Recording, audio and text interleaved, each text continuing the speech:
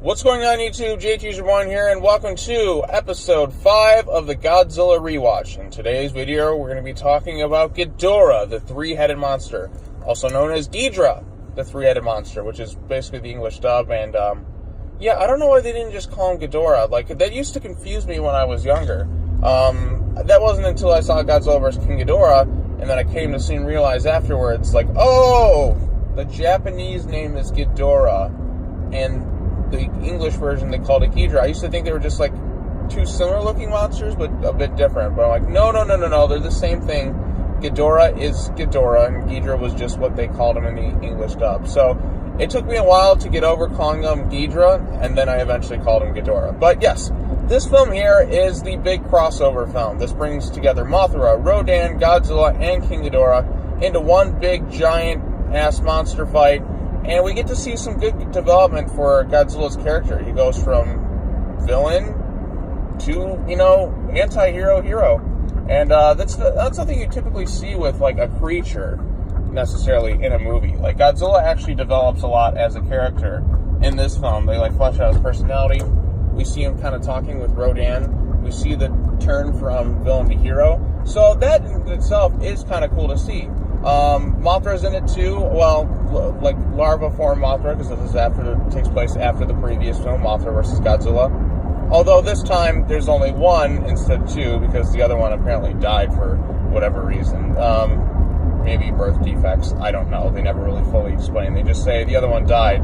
I think that's probably because having to control all those different monsters on set at the same time would have been a bit difficult, but then again, they ended up doing that in Destroy All Monsters, so I don't really know the full, like, behind-the-scenes reason for dropping the other Mothra. I think it would have been cool to see, but, for what it's worth, we still got Mothra in there fighting against Ghidorah and that, so.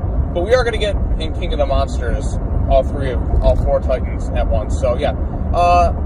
Having seen all the monsters come together is really cool. There's little nods to the previous films in the franchise, obviously Mothra vs. Godzilla. There's nods a bit to, I think there's a few Mothra nods and maybe a few Rodan nods throughout the film. But the plot of this one, in terms of the human drama, there's the story about some princess who's the target of some assassination. She gets, hit with this beam of light or whatever. And, well, I shouldn't say Martian. In the English version, it's Martian. In the Japanese version, it's Venusians or whatever. Because, men are from Mars, women are from Venus.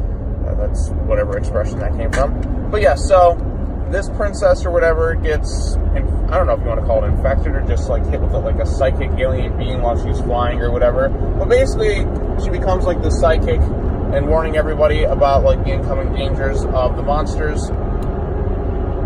And then warning eventually about Ghidorah coming in and, unleashing hell upon Earth and killing everyone. So she goes and warns people like, oh, Godzilla's going to be here. Oh, Rodan's coming out of the mountains. Everybody don't go there. And it's like the monster Ghidorah, which wiped out our home planet like thousands of years ago. So apparently the Martians then have mastered time travel and are psychic and can predict all these things, but they ultimately can't predict and defend themselves. I don't know how it all works, but yeah, there's like a psychic there. So she's there. You got this assassin dude who's wearing his sunglasses like the whole movie trying to kill her, or otherwise he will be killed. And you got like one recurring character for the previous film. Then you got Ghidorah showing up, and then you got the monsters fighting. You got Rodan doing battle with Godzilla, which is cool to see because we never got a Godzilla versus Rodan movie.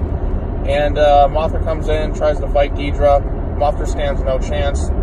Mothra tries to get Godzilla and Rodan to fight, and in a hilarious scene where they're all conversing, and they're like, oh, Godzilla, what terrible language. Funny stuff. Funny-ass stuff.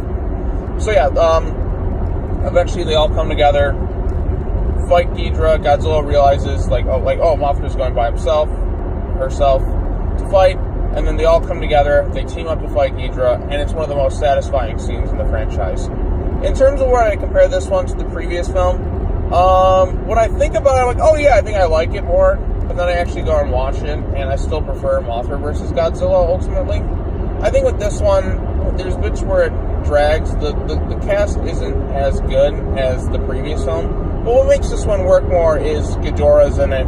You got more monsters going toe-to-toe on the big screen, which is really cool. But I think the last one had a more engaging plot, but this one does do some good developments for Godzilla, per se. Like, he fleshed out the monster's personalities more by having them converse. Although it makes me wonder why they didn't just do that in the previous one. Like, why isn't Mothra going there and talking? But the scene where they're all talking to each other is very funny. And it's just like, oh, they're just sitting there talking. Like, couldn't Mothra have just done this before? I don't know. It's all pretty cheesy stuff, but it's ultimately in good fun. What else can I say about this film? Yeah, so they all team up, take down Ghidorah. Ghidorah flies away with his tail tucked between his legs.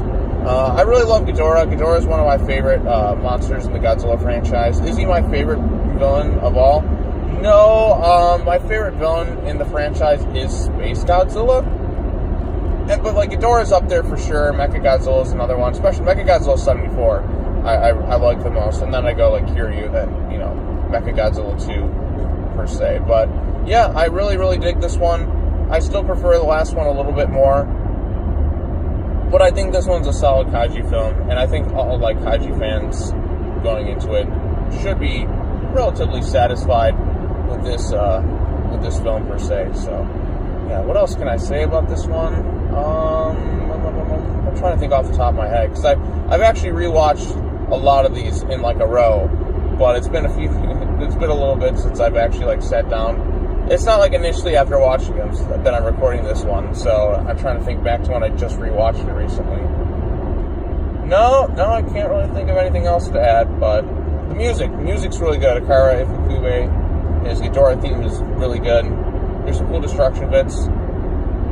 And yeah, I think that's all good. Yeah, I think we'll end it here.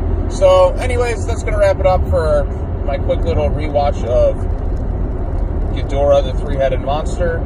It's the first big crossover film of the Toho franchise, like with all the different films coming together. It's like the Avengers of its time, per se.